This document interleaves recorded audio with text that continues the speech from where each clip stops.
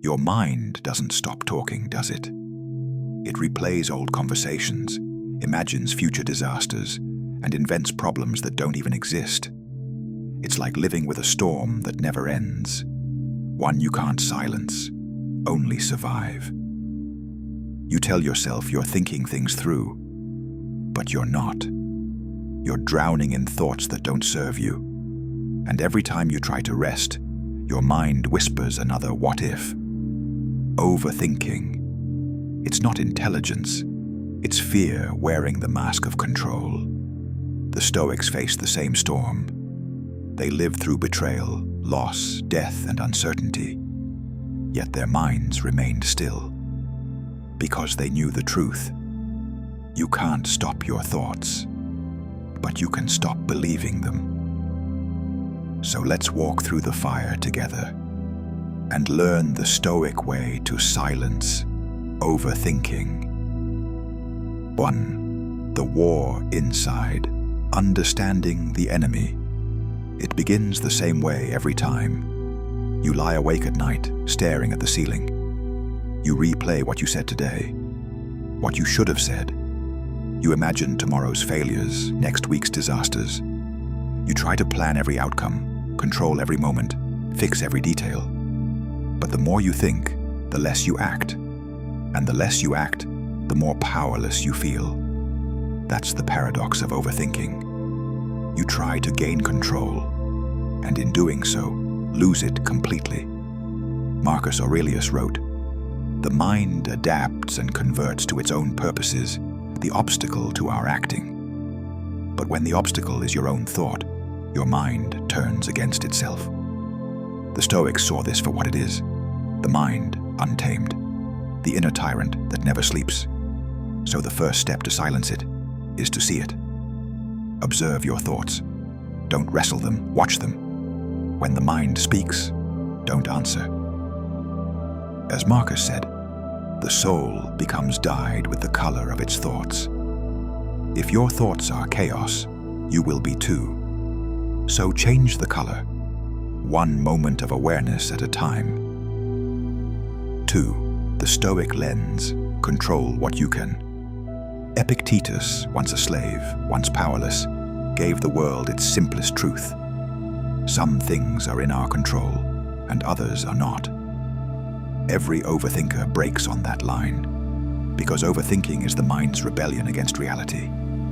You want to control the uncontrollable, people, outcomes, time itself. But Stoicism cuts deep. If it's not within your power, it doesn't belong to you. You can control your actions. You can control your attitude, but not the results, not the past, not other people's opinions.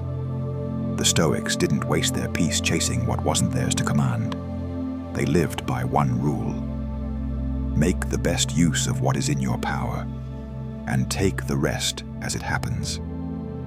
You overthink because you confuse control with concern. But caring and controlling are not the same. So when your thoughts spiral, ask yourself, is this within my control?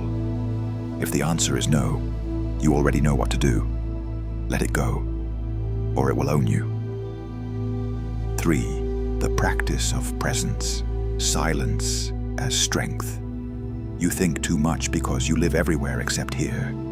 You live in the past, replaying what's gone. You live in the future, fearing what hasn't happened.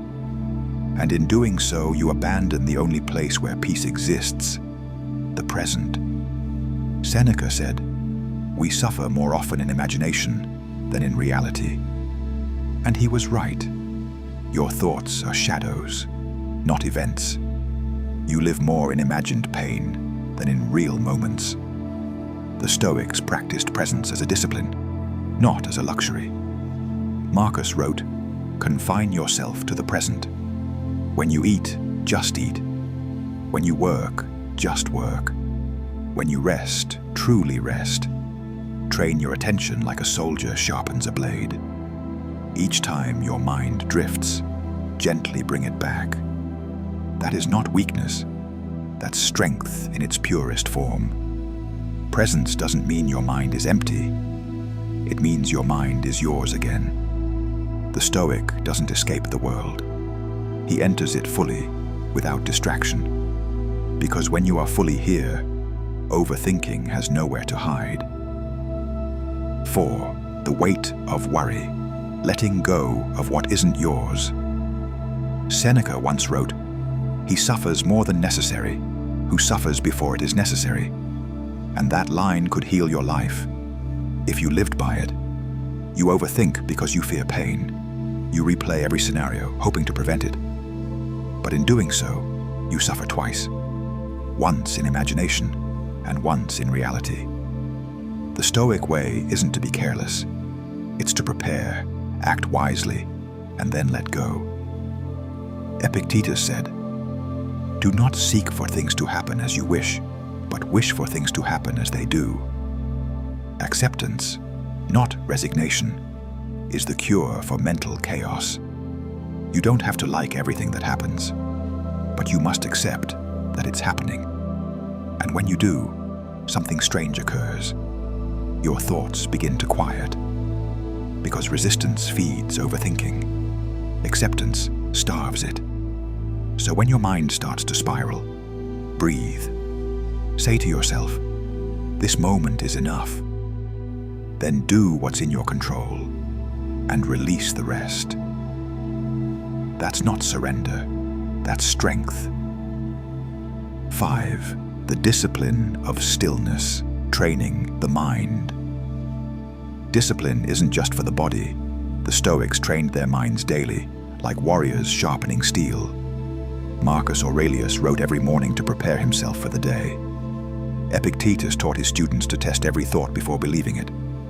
Seneca reflected each night to release what no longer served him. These weren't rituals of philosophy. They were weapons against chaos. When your mind overthinks, it's not evil, it's untrained. So train it, every day. Start small. Wake without your phone. Sit in silence for 5 minutes. Write down what's in your control and what isn't. End the day by emptying your mind onto paper. You don't calm the mind by forcing silence. You calm it by giving it structure. Routine is discipline's doorway to peace. The Stoic doesn't think less. He thinks better. He directs his thoughts the way a sculptor directs his chisel. Every cut deliberate, every strike purposeful, until chaos becomes form and thought becomes peace. 6. The nightly release, the art of letting go. Seneca had a practice. Every night before sleep, he reviewed the day. He asked himself, "What bad habit have I cured today? What fault have I resisted? In what way am I better?" He didn't replay the day with guilt. He reviewed it with reason. He reflected, learned, and released. He carried nothing into tomorrow. Overthinking is what happens when you carry yesterday into today. So every night, let it die. Write down your thoughts. Empty your mind onto paper until it stops shouting. Then forgive yourself. Whatever you didn't do, whatever you said wrong, whatever you failed to finish, it's done. Seneca said, "What's past is past. Let it rest." That's not indifference. It's wisdom. You cannot enter tomorrow carrying yesterday's burden. You must lay it down first. That's how you sleep like a Stoic. Calm, unafraid, at peace. 7. The return to stillness, the Stoic mind. Overthinking is a storm. It comes fast. It blinds you. It makes you forget who you are. But even a storm eventually runs out of rain. And when it does, what remains is the silence beneath it, the stillness that was there all along. That's what the Stoics found. Not the absence of thought, but command of it. You don't need to silence every voice in your mind. You just need to stop listening to the wrong ones. Marcus said, "The happiness of your life depends upon the quality of your thoughts. So choose your thoughts like you choose your company. Let only the useful ones stay. You can't stop waves from crashing, but you can learn to stand still in their rhythm. That's the art of Stoic calm, not escape, but endurance. You are not your thoughts. You are the one who observes them, shapes them, releases them. When you realize this, overthinking loses its power. It becomes background noise, a flicker of clouds across an unmoved sky. Final reflection, the fire within silence. You've spent years trying to quiet your mind. You've read books, meditated, distracted yourself. But the Stoics would ask you something different. Have you learned to face your mind? You overthink because you run from yourself, because you mistake noise for safety and silence for emptiness. But silence isn't emptiness, it's clarity. It's where the noise dies and truth begins. Marcus Aurelius, Emperor of Rome, had the whole world's chaos on his shoulders. Yet he wrote, "Nowhere can man find a quieter or more untroubled retreat than in his own soul." That's the Stoic secret. Peace is not around you, it's within you.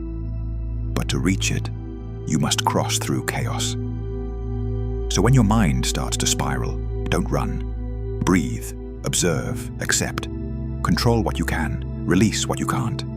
Do it again tomorrow, and the day after, until one day you realize your mind no longer rules you.